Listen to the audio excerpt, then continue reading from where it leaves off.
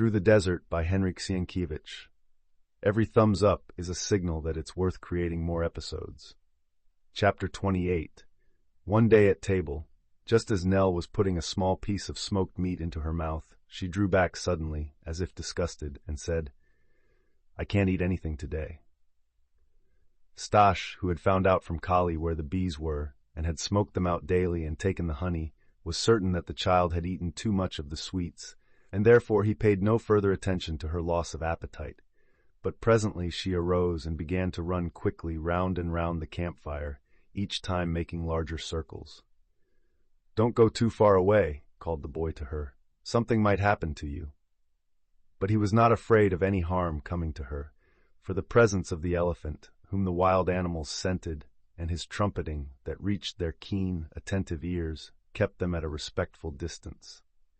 This afforded protection to them as well as their horses, because even the most ferocious beasts of prey in the jungle, such as lions, panthers, and leopards, do not care to come in contact with an elephant or in too close proximity to his tusks and trunk.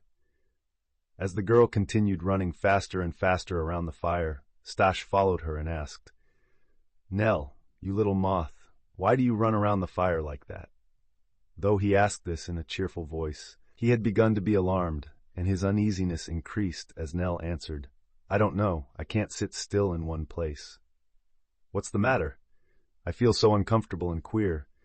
All at once she leaned her head on his shoulder, as if confessing a fault, and cried out in a voice stifled by tears, "Staś, I must be ill." "Nell." At the same time he laid the palm of his hand on her forehead, which felt dry and as cold as ice.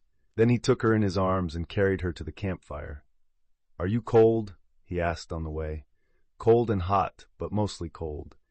Her teeth began to chatter, and her body was shaking with chills. Staś was now convinced that Nell had the fever. He told Mia to take her at once into the tree, to undress her and put her to bed. Then he covered her up with everything he could find, for he had noticed that in Khartoum and Fashoda, fever patients covered themselves up with sheepskins to induce perspiration. He decided to stay with Nell all night and give her hot water and mead to drink. At first, she did not want to take it. By the light of their rudely made lamp, Staś noticed the glistening pupils of her eyes. Soon she began complaining of the heat and shivering at the same time, although covered with felt rugs and a shawl. Her hands and forehead were always cold, but if Staś had only had a slight knowledge of the symptoms of the fever, he would have seen from her great restlessness that she must have a very high temperature. He was terrified on noticing that when Mia appeared with hot water, the girl looked at her with astonishment, even with fear, and did not seem to recognize her at first. But with him she talked rationally, told him that she could not lie down any longer, and begged him to let her get up and run about. Then she asked him whether he was angry with her for being ill, and on his assuring her that this was not the case, she blinked to drive back her tears, and promised that she would be well the next day. During this evening, or rather this night, the elephant was particularly restless and roared incessantly, which set Saba barking again. Staś perceived that this excited the patient, and so he left the tree to quiet the animals. Saba was easily pacified, but it was more difficult to silence the elephant, and Staś threw several melons down to him so as to close his trunk for a while. On his return, he saw by the light of the fire Kali walking in the direction of the stream and carrying a piece of smoked meat on his shoulder. "What are you doing, and where are you going?" he asked the Negro. The black boy stood still, and as Staś approached, he said with an air of secrecy, "Kali goes to the other tree to place meat there for the bad Msimu." "Why?" "So the bad Msimu will not kill good Msimu." Staś wanted to reply, but a strange pain pressed like a weight on his chest, so he only bit his lips and went silently away. When he returned to the tree, Nell had closed her eyes. Her hands, which lay on the felt rug, were trembling very much, but still she appeared to be dozing. Staś sat down by her side, and as he was afraid of awaking her, he remained there motionless for some time. Mia, who was seated on the other side, toyed all the time with the little pieces of ivory hanging in her ears in order to keep awake. It had become very quiet, and only from the lower bed of the stream, in the direction of the swamp, could the croaking of the frogs and the mournful tooting of the toads be heard. Suddenly Nell raised herself up in bed. "Stash! Here I am, Nell." Then, shaking like a leaf blown by the wind, she eagerly began to search for his hand and to repeat hastily, "I'm frightened. I'm frightened. Give me your hand. Don't be frightened. I'm here with you." And he grasped her hand, which now burned like fire, and having no idea what to do, he began to cover the poor, wretched little hand with kisses. "Don't be frightened, Nell. Don't be frightened." Then he gave her a drink of honey mixed with water, which had become cold. This time Nell drank greedily, and when he tried to take the cup away from her mouth, she held his hands tight. The cold drink seemed to quiet her. A long silence ensued. Half an hour later, Nell raised herself up again, and there was a terrible expression of fright in her wide-open eyes. "Stash! What is it, my dear?" "Why," she asked in a trembling, uncertain voice, "why do Geber and Chamis walk around the tree and look in at me?" Stash suddenly felt as if thousands of ants had taken possession of him. "What are you talking about?" he said. "There's no one here. Kali is the only one walking around the tree." But she stared through the dark opening and cried with chattering teeth, "And the Bedouins, why did you kill them?" Stash put his arm around her and pressed her to him. "You know why. Don't look over there. Don't think of it. That happened long ago." Today.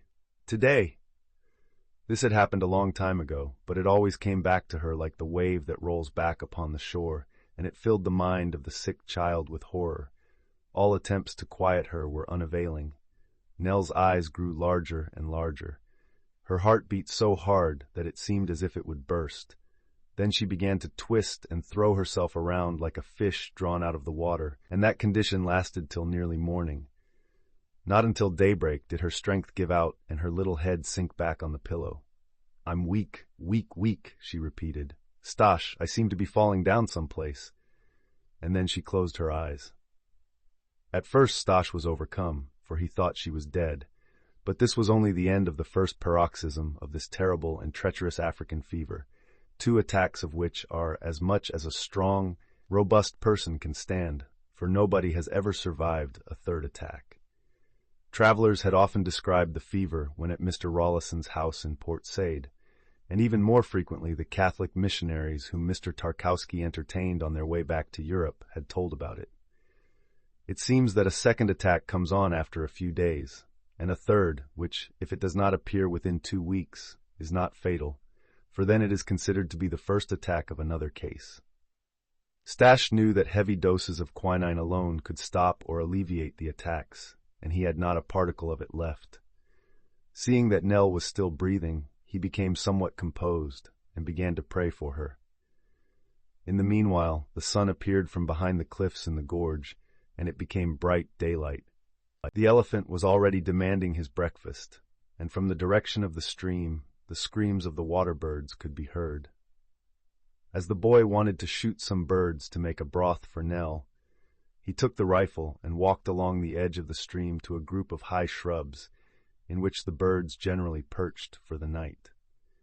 But he was so exhausted from loss of sleep, and his mind was so preoccupied with the thought of the girl's illness, that he did not see a swarm of birds, walking slowly in single file, that passed him on their way to drink. Another reason why he did not see them was that he was constantly praying. He thought of the deaths of Geber and Chamis and the Bedouins, and lifting his eyes toward heaven, he said in a voice drowned with emotion, "Dear Lord, I did this for Nell, for otherwise it would have been impossible to have regained our freedom. But if I committed a sin, punish me, but restore her to health." On the way he met Kali, who had gone to see if the wicked Mzimu had eaten the meat he had offered him the day before. The young Negro, who loved the little Bibi, prayed for her too, but in quite a different way. For he told the wicked Mzimu that if Bibi recovered, he would bring him a piece of meat every day, but if she died, he would. Although he felt frightened and knew he would perish, tear the wicked Mzimu's skin to shreds and cause him to remember him forever. But he took courage when he saw that the piece of meat he had placed there the day before had disappeared. It might have been devoured by a jackal, but then Mzimu might have taken the form of a jackal. Kali told Stash of this favorable omen, but Staś only gazed at him as if he did not understand, and went on his way. While vainly searching for birds in the shrubbery, he approached the stream. Its banks were thickly wooded with tall trees, from which hung like stockings nests of the remisen, pretty little yellow birds with black wings, and also wasps' nests shaped like large roses and resembling gray blotting paper. At one point the stream formed a fairly broad, swampy plain, which was partly overgrown with papyrus. In this swampy stretch of land were many flocks of water birds. There were storks like the European ones, and others with large, thick, hooked beaks, velvety black birds with blood-red feet, flamingos, ibises, and white spoonbills with pink wings and spoon beaks, cranes with crowns on their heads, and a number of gulls, variegated or gray as mice, which, like tiny forest sprites, ran to and fro on their long, thin, straw-like legs. Staś shot 2 large, bright-colored ducks, and walking over dead white butterflies, which were strewn over the banks by the thousand, first making sure there were no crocodiles in the ford, he waded into the water and picked up the game. The shot had evidently frightened away the birds, for there remained only 2 marabous that stood near the water at a short distance away. They resembled 2 old men, with bald heads bowed down on their shoulders. They did not move.